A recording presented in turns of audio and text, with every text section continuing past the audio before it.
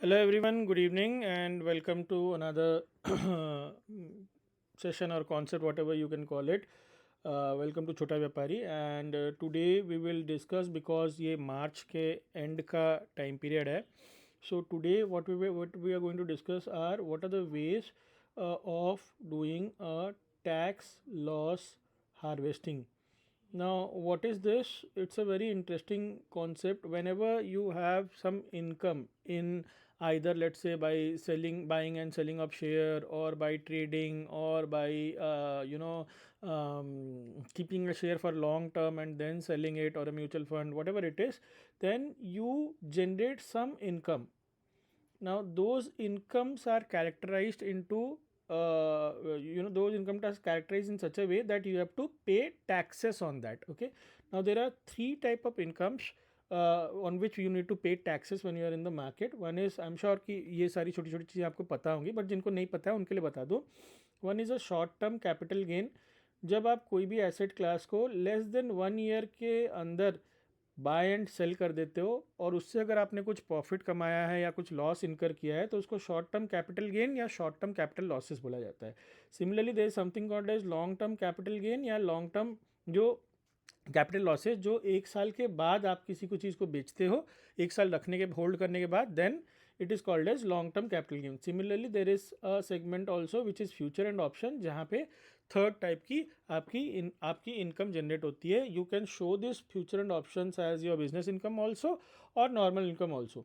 So what is tax loss harvesting? It is basically a way where what we can do कि मान लो आपका तो जितना भी इनकम होता है साल में, लेट्स से ऑन दैट आपका इनकम टैक्स बनता है. लेट्स से आपका इनकम हुआ है 1 लाख रुपीज़. ठीक है, इन एवरी सेगमेंट सब मिला जुला के 1 लाख रुपीज़ या 10 लाख रुपीज़ आपका इनकम हुआ है, तो you are liable to pay some taxes depending on whether is this or this, right. So let's say आपका टैक्स आता है 2 lakh rupees. I am just taking a round number, these are not the exact number. Let's say आपका tax आता है 2 lakh rupees. So is there any way जहाँ से मैं मेरे करंट पोजीशन, जो भी करंट ओपन पोजीशंस हैं, चाहे वो शेयर्स में हो या फ्यूचर एंड ऑप्शन में हो, इन सारी चीज़ों को यूज़ करके, मेरे करंट प्राइस को यूज़ करके, क्या मैं इस लॉस को क्या मैं इस टैक्स को कमा सकता हूँ? Somehow can I reduce this tax? That is called as tax loss harvesting. Okay, so first what we will do is we will go with short term capital gain. ठीक है, this is a very simple strategy. इसमें आपको क्या करना है, जितने भी, for example मान लो आपने कुछ शेयर्स खरीदे थे एंड आपने कुछ बेचे हैं, एंड वो 1 साल के अंदर ही आपने मान लो 5 शेयर खरीदे थे अलग अलग कंपनीज़ के. किसी के 100 शेयर खरीदे, मान लो रिलायंस, इन्फोसिस, TCS, विप्रो और ऐसे कुछ कुछ कंपनीज़ के आपने हर कंपनी के 100 शेयर्स खरीदे थे. एंड उस पर आपने 3 महीना, 4 महीना, 5 महीना, that means with less than 1 year के अंदर आपने उसको सेल कर दिया. So this what will happen, you will incur some kind of profit. Let's say your profit is 1.5 lakh rupees. ठीक है, एंड ये आपने रियलाइज कर लिया है. That means you have booked this profits within 1 year. 1 साल के अंदर आपने ये प्रॉफिट कमा लिया है खरीद बेच करके, by taking the benefits of the market movement. Correct. At this point of time आपके ऊपर टैक्स कितना आएगा? शॉर्ट टर्म कैपिटल गेन के हिसाब से मेरे ख्याल से 15% का टैक्स लगता है, 15, 10, 30 जो भी लगता हो, तो वो आपका एप्लीकेबल हो जाएगा. But how to reduce this? Very simple. ये तो आपका रियलाइज प्रॉफिट हो गया. आप हो सकता है आपके अकाउंट में कुछ ऐसे 2 या 3 या 10 या कोई भी शेयर पड़े हों जो आज की डेट पे लॉस पे चल रहे हो. करेक्ट. हो सकता है 10%, 15%, जितने पे भी लॉस पे चल रहे हो. एंड लेट्स से आपका लॉस जो अभी अनरियलाइज्ड है. क्यों? क्योंकि यूजुअली क्या होता है, जब कोई शेयर लॉस में रहता है तो हम उसको सेल नहीं करना चाहते. We wait for an good time जहाँ पे वो प्रॉफिट में जाए, हम उससे पैसा कमाएंगे, will do that. But for the time being, let's say आपका unrealise loss is -1 lakh rupees. okay, -1 lakh rupees. So what you need to do is before 31st of March. Okay, it may be on 31st of March, but it's better if you book it before 31st of March, 1-2 दिन का buffer लेके. तो before 31st of March मैं लिख देता हूँ, 31st of March, what you need to do is you need to sell all these stocks which are in loss. सारे stocks को सेल कर दो जो लॉसेस में है. अब बोलोगे लेकिन मैं तो स्टॉक्स छोड़ना नहीं चाहता हूँ. मैं छोड़ने की बात नहीं कर रहा हूँ, प्लीज़ ट्राई टू अंडरस्टैंड. आप अभी क्या करोगे, ये 1 लाख का लॉस दिखाओगे, correct.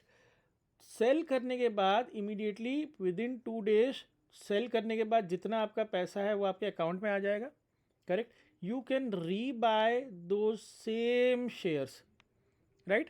You can rebuy those same shares, right, on after 2 days.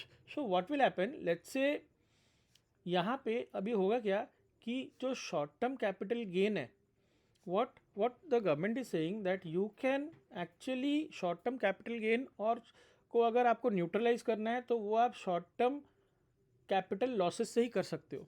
आप इसको किसी दूसरे चीज़ से नहीं कर सकते हो। जैसे शॉर्ट टर्म कैपिटल गेन को आप लॉन्ग टर्म कैपिटल लॉसेस से कवर नहीं कर सकते हो, राइट। तो अगर आपको गेन को कम करना है तो आपको शॉर्ट टर्म से ही करना, शॉर्ट टर्म कैपिटल गेन को कम करना है तो शॉर्ट टर्म कैपिटल लॉसेस से ही करना पड़ेगा। So what you need to do is कि you need to incur this losses as a temporary loss, then rebuy the shares. Okay, so what will happen, अभी आपका actual profit, actual short term capital gain जो पहले 1.5 लाख का था, अब क्या दिखाएगा, 1.5 माइनस ये 1 lakh rupees which is only 50,000. So you will be paying a short term capital gain on 50,000 rupees only rather than paying it for 1.5 lakh. So this is one way. Okay, now moving on to the second way. What is the second way? Let's say over a period of time you have incorporated, you have bought some shares at different prices. Okay, let's say मैं एक example ले लेता हूँ छोटा सा, ऐसे तो company का नाम का एग्जांपल ले लेना चाहिए। Let's say company x, okay, company x को आपने पहले 300 क्वांटिटी उठाया था, फिर 400 क्वांटिटी उठाया था, अलग अलग टाइम पे, जब आपके पास पैसे हुए, जब आपके पास टाइम हुआ, आपको अच्छा शेयर का रेट अच्छा लगा, 300 उठाया था, फिर 500 उठाया, कितना, 500, 400, 900, 1200, लेट्स से, और 800 का भी उठाया, ठीक है, and at different prices. Okay, so there is a possibility कि जब आपने 300 शेयर उठा, एंड आज के डेट में आपके इसके टोटल 2000 शेयर्स हैं, अगर इसको समेशन कर दोगे तो you have 2000 shares. Okay, but these 2000 shares have been bought at different time period. So there is a possibility कि इस पर आपको कुछ प्रॉफिट हो रहा हो, एंड डिफरेंट प्राइस पे भी आपने खरीदा होगा, एवरेज प्राइस भी सबका अलग होगा। हो सकता है इन 300 का एवरेज प्राइस है 340 रुपया, इसका एवरेज प्राइस है 350 रुपया, इसका एवरेज प्राइस है 330 रुपया, इसका एवरेज प्राइस है लेट्स से 400 रुपया, करेक्ट, जब आपने ये शेयर एक्यूमुलेट किया था। And today the share is trading at some profit which is around let's say 410 rupees का प्रॉफिट चल रहा है, ठीक है। तो इसका कुछ एक वेटेड एवरेज होगा, let's say that weighted average comes around कि आपका एवरेज प्राइस चल रहा है 360। Let's assume that your actual average of this 2000 is 360, correct.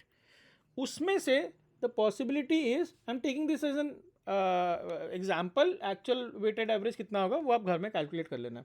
तो I'm just taking example कि 300 share, let's say that the time period for holding these 300 shares is more than 1 year, and ये सब का time period कम है, ठीक है। ये सब आप 1 साल से आपने एक्यूमुलेट करना शुरू जब किया था, तो ये सबसे ओल्डेस्ट शेयर है, एंड ये 3 रिलेटिवली न्यू शेयर, मतलब रिलेटिवली न्यू टाइम, मतलब कम टाइम पीरियड के लिए आपके पास है, एंड इस 300 शेयर को 1 साल हो चुका है।